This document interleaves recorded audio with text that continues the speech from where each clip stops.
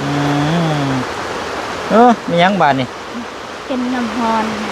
กินน้ำฮ้อนโดยกินเฮ็ดยังอะนะเป็นไอ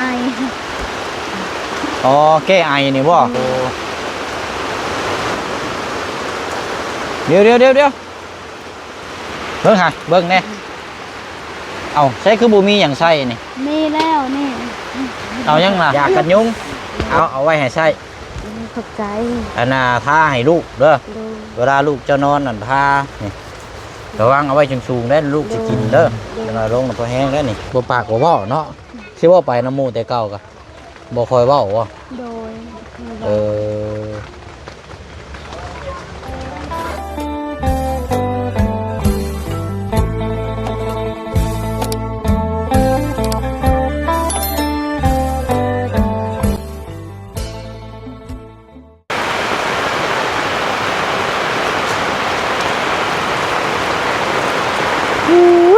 พี่น้อยเนาะ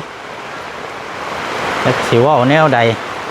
ว่าแนวใดก็คือเก่าคือเดิมกับฟ้ากับฝนนี่ถือว่าตกมาปีนี้นี่ฟ้าฝนนี่ดีขนาดเลยพี่น้องเนาะแต่ว่าเขาน้ำซ้ำปลานี่ก็สิจักสิงามหรือว่าสิรูปและพี่น้อยเนาะ โอ้ยเนาะเอาคือเก่าคือเดิมพี่น้องเนาะมาอยู่เขตทางแม่น้องเอิงกับบรรดากระตูบน้อยผ่าบัดเนาะนั่งกอดหัวเข้าจุผิงไฟต้มหม้อน้ำห้อนอยู่โอ้ยโดยเอาเนาะจะกี่ไปทางใดเนาะผ้าฝนตกมันไปทางใดกับโบไล่แล้วพี่น้องไอ้แบบนี้ยอมแล้วเนาะเอาเบิ่งก่อนเนาะเป็นไงได้อันนี้โอ้ยเอานั่งน้ำในเด้อเอาหนีไม้ก่อนอัปเดตพี่น้องเนาะเยี่ยมยามทำข้าวเอาไปสินั่งอยู่ข้างๆนี่แหละอยู่แต่ว่าขั้นชอบนั่นก็สิง่ายยี่ล็อกพี่น้องเลยเอา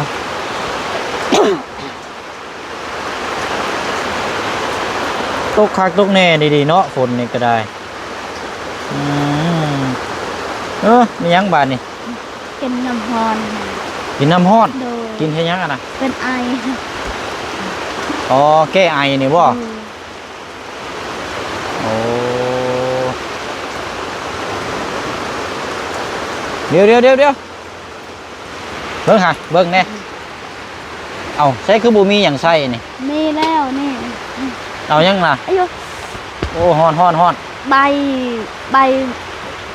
มักสุดาเลยใบมักศิลาดูเอาแก้ไอได้บ่นี่นะโอ้ยเนาะว้าวอะไรกันเห็นว่าเราไออยู่หักดื่มพี่น้องเลยเนาะนึกว่าเราเศร้าอะไรบริสุทธิ์อันว่าอันนี้มายาแก้ไอมาให้เราเอาเบียกงานเท่านี้กะโอ้ยพี่น้องเอ้ยเนาะฟ้าฝนเป็นแบบนี้นี่กะยังบ่ทันได้คืบหน้าแล้วพี่น้องเนาะมีแต่ว่าเขามาติดตามนี่แหละเนาะทั้งแม่น้องเอิงเนาะชีวิตแม่ลูกซี่เลี้ยงลูกเราก็เนาะเอาอีกบ่ลนบ่นานก็จะได้ผ่านพ้นวิกฤตที่กำลังมรสุม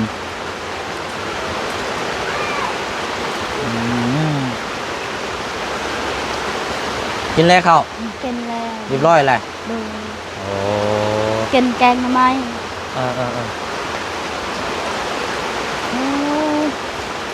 โอเคเนาะพี่น้องเอ้ยเบิ่งก่อนเนาะอันมีไผเข้ามาหาอยู่บ่ฝนตกแบบซี่นี่ยากเลยเนาะเพราะว่ามันตกหนักนี่รอได้พี่น้องตกแห้งนี่รอบ่บ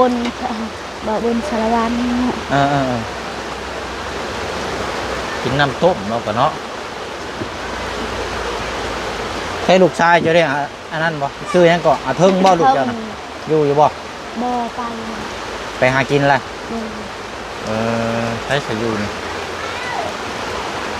เดี๋ยวให้เรามาก้างอันนี้ให้นะจับนี่มาลอยเป่าชุนายพ่อมาลอยเป่าชุนายให้ผู้นอนอยู่หันก็ได้เป่าชุนาย ให้น้องน้อยเพิ่นจับมันก็ได้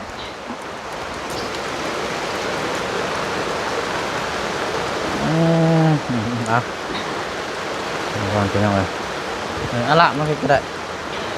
เอาจะนั่งลงนี่อ่ะจับนี่ให้ไปเชือกนี่อ่ะโอเคเอายับเข้าไปอีกรอบก้นเจ้ามันสิเปียกให้หน่อยเด้อก้างอันนี้เห็นนะบ่าวเด้อโอ้ยเนาะเนาะขอนั่งน้ำเน่เนาะส่งเชือกกับพุทธแท้นี่ มาได้ละ เชือกเจ้าบ่ บ่เสื้อลูกเฮาเด้เปียกหมด นี่ไม้ยังนี่นะไม่กระลามเชือกเข่าอ่ะ โดย อ่ะถือก่อนเลยถือตัวนี้น้ำให้ไหน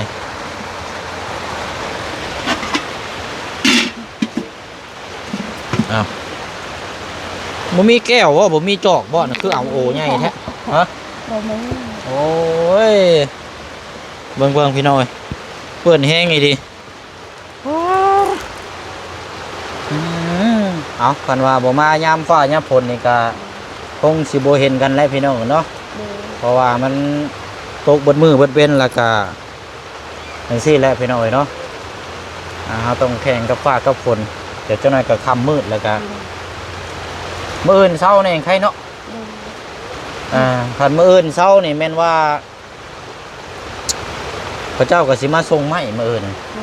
แต่ว่าสิแล้วพี่น้องฟ้าฝนมันตกแห้งแล้วก็ทำให้เฮ็ดเวยกเฮ็ดงานนี่มันก็ลำบากในการเดินทางแน่ตามหลักนี่สิมาเมื่อวานนี่ไม่นะแต่ว่ามันฝนตกแล้วมื้อนี้ก็ได้เลื่อนมื้อนี้ก็เลื่อนอีกมื้ออื่นอีกบ่แน่อีกนี่ก็ตกบ่ซี่นี่จังได๋ก็เลื่อนเนาะแต่ว่าบ่แซงก็บอกทางง่ายเพิ่นแล้วว่าเอาที่สะดวกตามภาพฝนอากาศก่อนเนาะเพราะว่าอยู่ในช่วงมันตกแห้งพี่น้องเฮาสิอันนั้นหลายก็มันก็ลำบากอีกมีแต่ว่ารอให้ผ้าฝนละหยุดก่อนเนาะ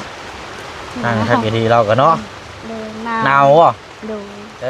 เนาะเอาสบายดีเด้อพี่น้องเนาะสบายดีและสวัสดีพ่อแม่พี่น้องนำกันอีกเนาะพี่น้องเนาะแล้วก็ทางเมนูเอิงน้ำเนาะ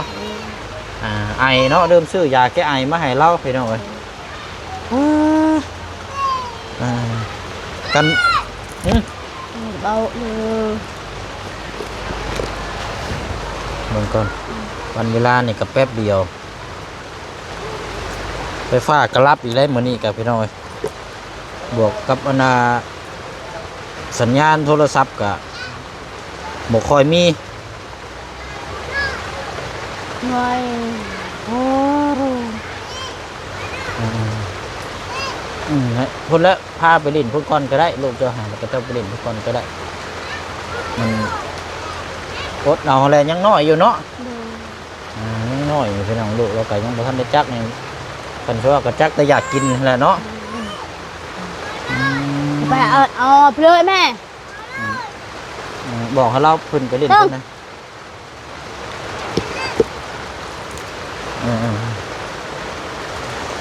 โอเคเนาะพี่น้องเอ้ยอันนี้ก็ยังบ่ทันได้เปลี่ยนอยู่เนาะอันนี้ก็ทางพี่เคยเราให้เปลี่ยนอยู่บ่ บอกแล้ว เราให้เปลี่ยนอยู่บ่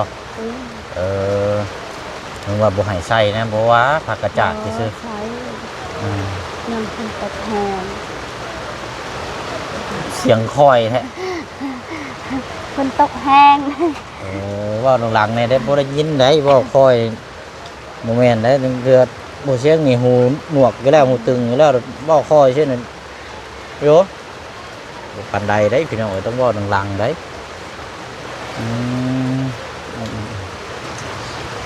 บ่มียาแก้ไอแต่ว่ามีแต่ยาอันนี้ยาทาเอาอยู่บ่โอ้ยไปบายมันเห็นหยังเจ้าก็ได้ บ่มียาแก้ไอแต่ว่ายาทาแล้วจักอยู่บ่ยาทาหยังเคยเห็นอยู่บ่นี่อันนี้ได้ ดู บ่ว่าติ ไม่เคยเด้ยานี่เสียงเวลาไปถ่ายคลิปนั่นเขาป้าเขายังนั่นนี่โมเมนต์อันน่ะยาน้ำยาทาผิวเด้อยากันยุงเอาไว้ให้ใช้ ขอบใจ อันน่ะทาให้ลูกเด้อ ดู เวลาลูกจะนอนนั่นทานี่ ระวังเอาไว้สูงๆได้ลูกจะกินเด้อเวลาลงพอแห้งได้นี่เอาท่าใช่แบบนี้น้องท่าเบิ้งเจ้าใจเบิ้ง น้องแต่ดำhơnมือ มันโมเมนต์ครีมท่าให้ขาวท่าให้พวกยุงพวกหยังแล้วยันมันมากัดมาต่อยซื้อไว้ไปน้องกินรถก็เลยมีอันนี้เนี่ย2 อันก็เลยมาให้เราท่าให้ลูกน้อยแล้วอย่าหยอกกันอย่าหยอกกันเป็นนี่ได เย็น หอมอยู่บ่ อากแทนหอม กินมันอยากหอมๆเนาะหอมเย็นๆพี่น้องเอาไว้สูงๆเด้อ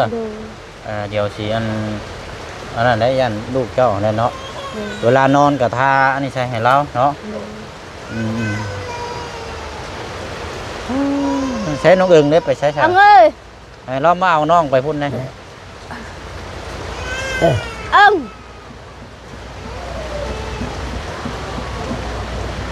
คือว่าน้องเอิงอยู่ใช้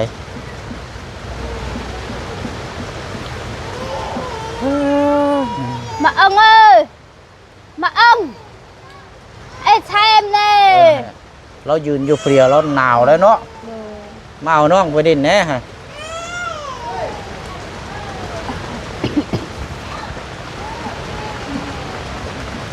อยู่ใส่เสื้อใหญ่แท้เอาน้องไปเล่นพุ่นแน่ล่ะพวกเอาน้องไปเล่นพุ่น để xài hả เอาอุ้มน้องไปเล่นพุ่นแน่ tốt chơi chưa hả tốt chơi chưa เสื้อก็กับคนกับบักใหญ่เนาะ ผู้ชายได้หรือเนาะ bên nằm เอาผู้อุ้มไปเล่นพุ่นก่อนลูกพาน้องเราไปเล่น ไปใส่เสื้อใหม่เด้อ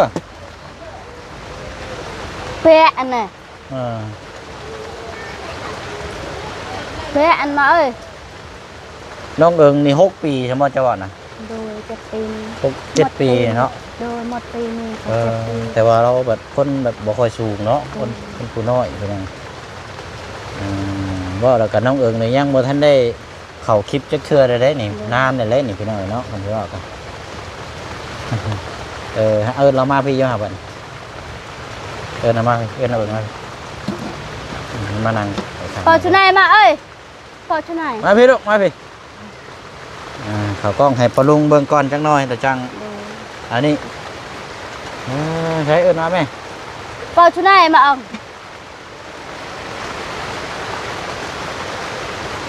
บ่ว่าอันไปหาพื้นเนี่ยเราก็ไปนำบ่ đôi ป๊าทุก nào cả mưa có ăn đây cặp nang chặt จอง tay 5 cân เด้อมานั่งนี่ก่อนนั่งนี่ก่อนโอ้ยเนาะเฮ้ยนี่อ่ะ ta o còn โอ้มีเนาะใช้มาหานั่งดีๆลูกสบายดีทั้งปะลุงก่อนหนาวบ่หนาวอยู่บ่ฮะ สงบอ่ะ สงบบ่ ดูสงบ ธรรมดาเนาะกับมีผู้นี้และที่ลองมาจากกันคนเห็นงานเนาะมันเสียว่ากันว่าใหญ่มากกันเป็นน้องคืออยู่ขยันอยู่เสียว่ากัน ให้ไปกับให้อยู่เพื่อนกับยักษ์ ไปหาขายน้ำไม้ก็มีแต่ไปกับเจ้าเนาะคนหลายกันตากแดดตากลมฝนนี่ใช่ได้ไปหน่อยไปตลอดแล้วเนาะเอาเดี๋ยวเจ้าหน่อยเอาขนมมาให้เนาะแบ่งกันกินแล้วพี่น้องอันยี่เห็นยังจะกินข้าวแรงแม่น้องเอิง กินทำไม ต้มหน่อไม้บ่จะกินยังเนาะไปทางใดก็มีแต่โอ้ยต้มหน่อไม้นี่แหละว่าซั่นนะพี่น้อง ก็ขาหัก ไปใช้ เขามันยัด ไม่อยู่น้ำมันก็เก่าหั่นแล้วเอาขออนุญาตได้ใส่พี่น้องเนาะเราเจ็บคอไอแน่นะนี่แต่โมเสนเลยเจ็บคอแน่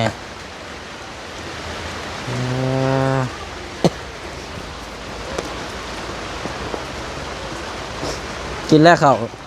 จะกินแล้วเขา ฮะจ้าแล้วบ่ อย่าไปเล่นร้ายน้ำน่ะมันหนาวเด้อเดี๋ยวบ่สำบายจะมาเป็นหวัดเป็นไอมามันสิยาก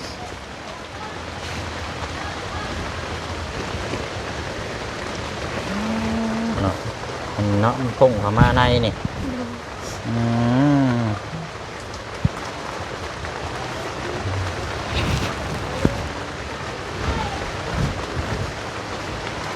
คนตาเล่าเงาอีกเดี๋ยวเนาะเล่าเงาเนาะคนตาเงาเลยเพื่อนใช้น้องตีได้เป็นได้สิ เอาลูก อยู่เทิงคนบอกคันว่าฟ้าฝนมันกล้าห้วยกันถ้ากันเห็ดอยู่แล้วเนาะข่าวฟ้ากันมันแล้วก็แล้วเจ้าก็จะได้อยู่ปลอดภัยเนาะอันนี้แหละเป็นยังไงมันยังบังยังอะไรเมนูอื่นก็ลูกปืนแทนลูกซองได้นั่นน่ะอ๋อลูกซองปืนได้นั่นน่ะ เข้าไปดู มาแต่ใช้เด็กน้อยมาแต่ใช้นะ จักลาวเด้อ โอ้ลูกซองนั่นเด้น่ะวันว่าอะไรอันเขตนี่นั่นตามเชียงมาแต่ละบ้านนี่ก็เห็นนะลูกซองปืนที่ยังบ่ทันได้แตกนี่มื้อนั้นก็อยู่บ้านแก้งดงในก็ลูกนึงอันนั้นก็ยังบ่ทันได้แตกเลยโน้ยังเด็กน้อยไปเก็บใส่กองพื้นของไผน่ะพอแห้งได้นี่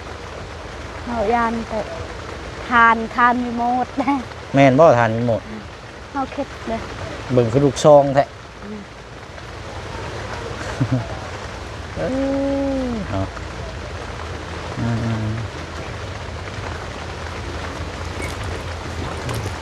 าะเนาะมีแต่อะไรพี่น้องมาเยี่ยมยามเนาะคันเชื่อว่ากับบรรยากาศฟ้าฝนตกคือเก่าคือเดิมเพียงหน้างานกับมีแต่รอทั้งฟ้าฝนนี่แหละกันว่าฟ้าฝนเศร้าเดี๋ยวสิพาเมนูเอิงไปพังรักแลนดินเล่าพี่น้องพังจักซีรักก่อนเนาะฟังจักซีรักนี่แหละมันแน่นหนานะพี่น้องแต่ว่าตามที่ผู้เชี่ยวนั้นคิดว่าก็คือว่าบ่อยากเฝ้าฟังนะเพราะว่าบ่อยากฟังที่เดียวเลยบอลมี10 ลักเลยอยากฟังที่เดียวเลยก็คืออยากฟังใส่ปูนให้มันแล้วเลยนะพี่น้องสั่งฟังใส่แห่ใส่ทรายเพราะว่าถ้าเขาพังไว้ก้อนแบบซี่นี่บ่แล้วมันก็สิได้ก้นอีกทีนึงก็ได้ยังบ่อยากเฝ้าเฮ็ดปานไหนนะพี่น้องเพราะว่ามือย่อเฮือนซ่านี่บ่เชี่ยวก็สิได้เอาแห่เอาทรายกับปูนลงมาอยู่แล้วเพราะว่าเฮือนตั้งเสานี่ เป็นเสาปูนมันต้องเชียนนะต้องใส่แห่ปูนพรมนะเดี๋ยวเดือดจังหันแล้วก็จังพังละหัวเลยนะพี่น้องเนาะก็เลยบ่ได้เข้าเฮ็ดทางเบื้องก่อนนั่นแหละพี่น้องเนาะเนาะ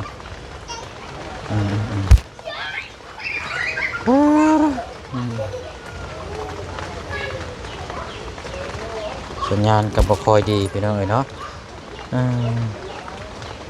บ่ปากบ่เว้าเนาะสิว่าไปน้ำหมู่แต่เก่าก็บ่ค่อยเว้าว่ะโดย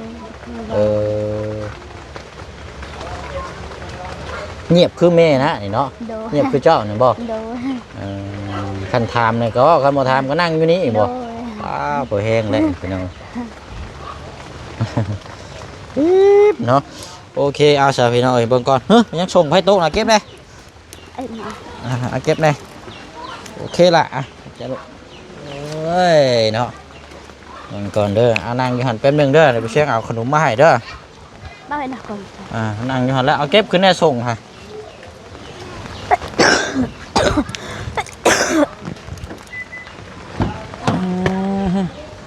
มีอย่างเด้อในรถในล่างกับพี่น้อยโล่งจงโป่งอยู่โอเคเนาะเป็นมือกล้องจับให้กินนี่เอาสบายดีล่ะเอาเพื่อนเราอยู่ใช้ชานี่นะอยู่กับแม่แล้วไปเอาพื้นเลยเพื่อนหลังอันเพดานสีขาวกันบ่น้องบ่เคยเห็นเนาะไปเอาพื้นน้ำกันหันบ่โอ้ชื่อยังลูกน้องลอยอ๋อน้องลอยเนาะเป็นพี่น้องกันบ่แม่นเว้ย ดู คือมาคือบ่เคยเห็นแล้วสิดอกเนาะ น้องเราขายดินเลยน้องแม่นี่ขายดินเลย มันขายดินให้เจ้าอัน โด บ่ ย อืม เราเป็นเอื้อยแม่นี่เป็นเอื้อย อันเชื่อว่าอันผู้ชายเนี่ยเป็นน้องของอันแม่ ดู น้องร้อยเนาะ ดู เออนั่นแหละพี่น้อยเนาะจักปีแล้วนี่บ่ละจำอายุได้บ่ สิหมอม ฮะ สิหมอม จำบ่ได้บ่ บ่ได้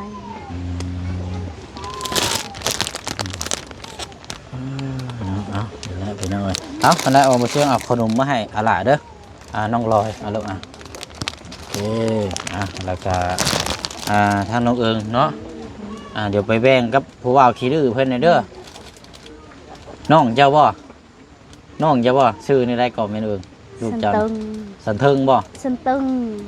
ฮะ สันตึง ซึ่งตึง โดย พังชื่อนี่ก็ใส่ตึงพอแห้งแล้วเนาะ อยู่ มึนขนาดเลยนี่พี่น้อยโอ้ยแต่ว่าเว้าลาวเก่งเลยเพิ่นน่ะ โดย ผู้น้อยน่ะอันสันทึงเพิ่นน่ะแต่ว่าเราอยากลื้อแน่จังน้อยนี่ให้เอิ้นเรามาพี่ก่อนอยู่ บ่ได้ตำ มาพี่ลูกเอามาสบายดีก่อนมาพุ่นเข้าไปในพุ่นเข้าไปในพุ่นไป บ่ได้ อันนั่งข้างแม่เจ้าค่ะอันนั่งลงวันนี้ ไปดิ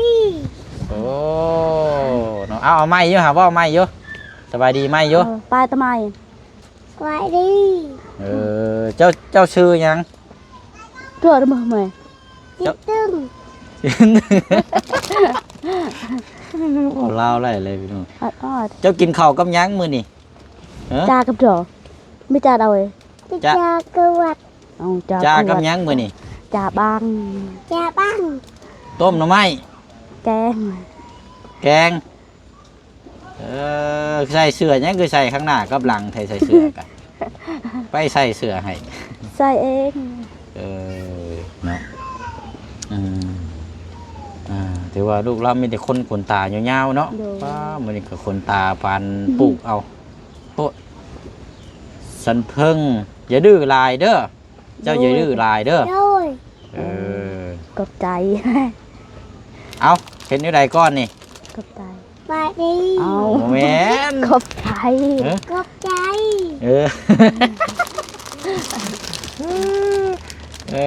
แป้งกันเด้อกับเอื้อยเด้อเอาน้องเอิงเอาลูกเอาไปแบ่งกันเด้อโอเคเอาก่อนสิไปก็เอาสบายดีทั้ง3ก่อนลูกสบายดีก่อนบดทุกคนนั่นแหละเอาสบายดีก่อน สบายดี เอาน้องร้อยไปอะไรเด้อเมื่อนั่นแหละน้ำไปลูกไปญาติเอาน้ำเบื่อเลยไปสิไปญาติเอาบุได้เลยเนาะแบ่งกันแล้วขอเอาแหละขอน้ำแน่เดี๋ยวเด้อ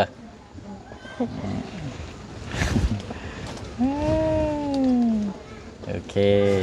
ไปอะไรเนาะอันไอ้สันเทิงเราไปทุนเราไปแบ่งกินคนนู้นทุนละ ไหนไปเอาหนึ่ง อย่าลอกเราไปเพื่อนเอานี่เจ้าเอาขนมนี่คอยชี้ให้เงินให้เอื้อยเจ้าโอเคเนาะ เอาเราเอานี่เก็บไว้ซื้อขนมแล้วลูกเด้อเอาลงมือเอาลูกเอาละเอาไว้ติดตัว โอเคเนาะฟ้าฝนก็เศร้าแล้วนะเพราะฉะนั้นก็สิไปเวียกต่ออีกก้อนอยู่พี่น้องเนาะพุ่นละอันแม่นเอิงเด้อมื้ออื่นไปใส่อยู่บ่ ไปเอาพื้น คันว่าเป็นไปได้นี่คันว่าฝนบ่ตกนั่น ดู เจ้าอยู่เด้อ ดู คันว่าฝนตกแห้งน่ะก็ไปเนาะ ดู เพราะว่าเป็นหยังจังว่าซั่นยันมื้ออื่นเขาเจ้ามาส่งไม้ส่งหยังยันเจ้าบ่อยู่นั่นมันสิยากนะเด้อหรือว่าฝนตกแล้วก็จังไปถ้าฝนบ่ตกนี่คืออยู่เนาะเพราะว่ายันเขาเจ้ามาส่งนะ ดู เนาะเอาตามนั้นน่ะเด้อไปเอาอยู่ดีมีแห้ง สบายดี เอาสบายดีเนาะโอเคโตหน่อยเนาะเอาใช่ไหมเด้น้องตีกับมือเดี๋ยวจังเยี่ยมยามตามข้าวไปน้องเนาะตอนนี้อยู่ที่ตามช่วงเขาพากระจาดเรื่อยแล้วเนาะแต่ว่ามันฝนตกแห้งเอากลับมาอีกก่อนพี่น้อยในไรก่อน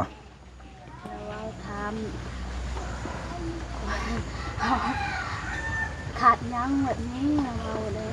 ไผเข้ามาหาเจ้า เอาตูนเมื่อวาน อืมมันก็ขาดหลายอย่างเนาะมันสิเว้ากัน